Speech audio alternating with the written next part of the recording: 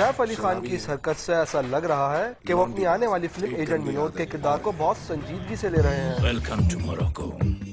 Saint Petersburg में आपका स्वागत है। सैफ चाहते हैं कि इनका नाम हर एक की जबान पर हो। My name is Anthony Gonsalves. मैं दुनिया में अकेला विनोद खन्ना, कपिल देव। और शायद इसी धुन में वो होटल में खाना खाते इकबाल शर्मा से लड़ पड़े। Saif had gone out to the restaurant and he was coming back in while we were going out. So we crossed near the narrow passage going downstairs. And at that point he came up to me and he abused me, calling me names. Saif के बकौल बदतमीजी इकबाल ने शुरू की थी, लेकिन उन्होंने इसको मौका दिया।